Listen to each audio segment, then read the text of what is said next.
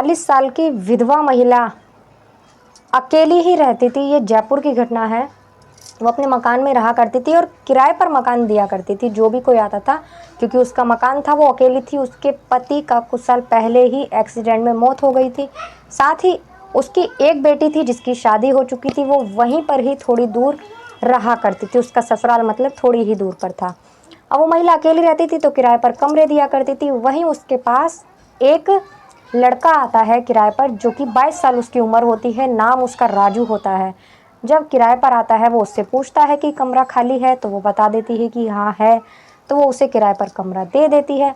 वो जो लड़का था उसका मिजाज कुछ ऐसा था, वो जिससे भी बातें किया करता था उसको अपनी तरफ अट्रैक्ट कर लिया करता था और उस बहुत ही जल्द उसको अपने ही उसमें डाल लिया करता था।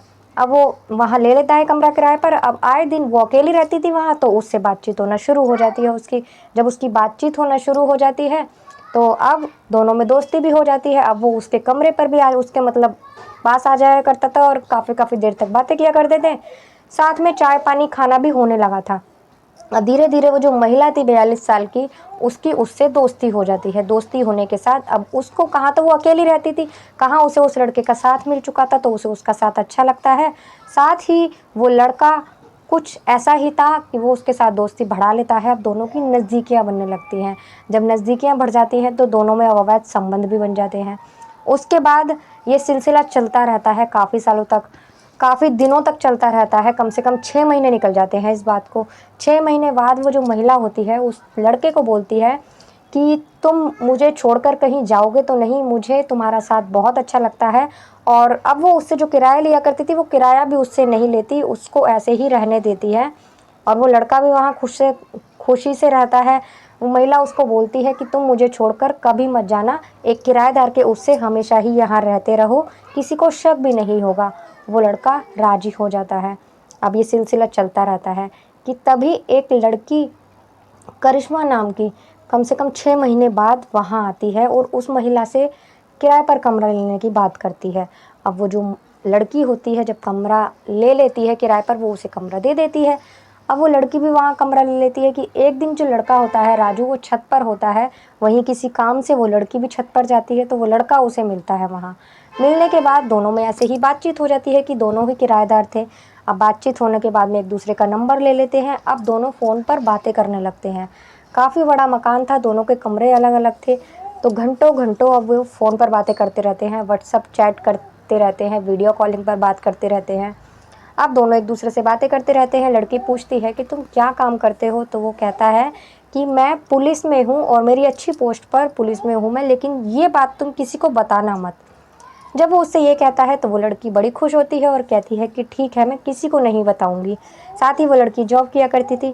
तो वो लड़की एक दिन उससे कहती है कि अगर कोई और जॉब हो, मेरा भाई भी है, वो पुलिस में है, मतलब पुलिस में नौकरी करना चाहता है, तो अगर कोई वैकेंसी हो तो बताना, मेरे भाई को लगवाना चाहती हूँ मैं। तो वो कहता है ठीक है, अभी तो नहीं है, अगर होगी तो मैं तुम्हें बताऊँगा। और कहता है कि मेरे बारे में किसी को मत बताना कि मैं पुलिस में हूँ। ऐसा कहने के बाद अब उसकी उससे दोस्ती हो जाती है। अब वो दोनों लगातार आपस में बातें करते रहते हैं। बातें करने के बाद अच्छी दोनों की दोस्ती हो जाती है। होने के बाद अब जो लड़का था वो अपनी माँ को फ़ोन करता है। वो पश्चिम बंगाल का रहने वाला था लड़का, जो जयपुर में आकर वहाँ रह रहा था।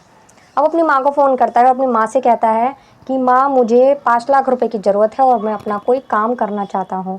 तो उसकी माँ बड़ी खुश होती है कि मेरा बेटा तो कोई काम नहीं करता था, अब वो काम करना चाहता है। तो वो अपनी ज़मीन एक बेचकर उसे पैसे भेज देती है। अब जो लड़का था वो उस लड़की के साथ खूब मौज मस्ती करता है, याशी करता है। वो पैसे अपने ऐसे खर्च करता है। अब वो लड़की सोचती है कि पुलिस में है, अच्छा खासा कमाता है, इसीलिए इतना खर्चा कर रहा है।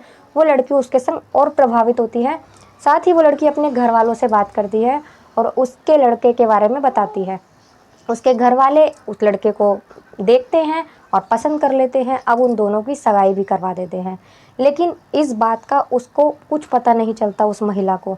जब करवा देते हैं तो कुछ टाइम और बीतता है। अब जो वो महिला थी 42 साल की, जिसका नाम कमला देवी था, अब उसे कुछ गड़बड़ लगती है। वो सोचती है कि अब राजू मुझसे ज़्यादा बातचीत नहीं करता, उससे भी मिलता था, उसका दोनों से ही संबंध था, उससे भी मिलता था, लेकिन पहले की तरह वो उससे बातचीत नहीं करता था कमला देवी से। अब उसको शक होता है कमला देवी को, तो वो उसके ऊपर निगरानी करना शुरू कर देती है। एक दिन की बात होती है तो देखती है राजू रात को उसके कमरे में जाता है। उसके कमरे में जाकर दरवाज़ा बंद करते हुए वो उसे देख लेती है, तो उसे बड़ा अजीब लगता है और शक होता है। साथ ही वो जब खिड़की से झाँक कर देखती है तो उन दोनों को देख लेती है। एक दूसरे से वो काफ़ी नज़दीक थे और एक दूसरे के साथ आपत्तिजनक स्थिति में देख लेती है। देखने के बाद उसे बहुत गुस्सा आता है और उसे लगता है कि राजू मुझे धोखा दे रहा है। अब जब दूसरा दिन होता है तो वो अपनी बेटी के पास जाती है, बेटी से मिलने के लिए, क्योंकि उसकी बेटी पास में ही रहती थी। जब वहाँ जाती है, वहाँ जाने के बाद वो वहाँ से वापस आ जाती है। आने के बाद जब उसकी माँ घर पर नहीं पहुँचती तो वो अपनी माँ को फ़ोन करती है, उसका फ़ोन भी नहीं मिलता। साथ ही उसकी बेटी बड़ी परेशान होती है कि मेरी माँ घर से गई थी और अभी तक पहुँची नहीं है। और इधर लगभग 3 दिन निकल जाते हैं, 3 दिन तक उसकी माँ नहीं मिलती। और इधर जो लड़की रहती थी करिश्मा, जो किराए पर रहती थी, अब उसको उसके घर में से बदबू आने लगती है। साथ ही वो उसकी बेटी को फ़ोन करती है और कहती है कि आपकी मम्मी के कमरे से बदबू आ रही है और पता नहीं कहाँ से आ रही है, तो प्लीज़ आप आ जाओ। जब वो आती है, देखती है तो उसे भी स्मेल आती है। वो पुलिस को कॉल करती है, पुलिस आती है। पुलिस आने के बाद में वो घर में छानबीन करती है तो कुछ पता नहीं चलता। उसकी माँ के कमरे में जाते हैं तो अंधेरा सा होता है। फिर छानबीन करते हैं, कुछ पता नहीं चलता। एक अलमारी थी जो बाहर से बंद थी, अब उस अलमारी को तोड़ा जाता है। अलमारी जैसे ही खुलती है तो बदबू तेज बढ़ जाती है। देखती है तो उसमें से एक बॉडी निकलती है, लाश निकलती है। अब उस लाश की शिनाख्त होती है उसी कमला देवी के नाम से, 42 साल की थी। अब उसकी पोस्टमार्टम किया जाता है, बॉडी का पोस्टमार्टम किया जाता है तो पता लगता है कि उसके सर पर चोट लगी है, जिससे खून बहने से उसकी मौत हो गई है। साथ ही जब उस लड़के की देखा जाता है कि मकान में कौन कौन रहता है, तो उसमें से राजू भी 3 दिन से गायब होता है। वो लड़का, उस लड़की से पूछा जाता है तो वो लड़की बता देती है कि राजू और मेरी सगाई हो चुकी है, बहुत ही जल्द हम दोनों की शादी होने वाली है, और 3 दिन से राजू भी नहीं है, बोल कर गया है कि वो अपने गाँव जा रहा है। अब उससे लड़की से एड्रेस लेकर, क्योंकि उसको पता था कि वो कहाँ का है, क्योंकि उसकी सगाई हो चुकी थी, शादी करने वाले थे। अब उससे एड्रेस लेकर उसके गांव जाती है पुलिस। गांव जाकर देखती है तो उसका जो जो राजू होता है वो अपने घर पर ही होता है। उसे गिरफ्तार किया जाता है, उससे मारपीट कर कर उससे पूछा जाता है कि वो यहाँ क्यों भाग कर आया है और उसने क्या किया है।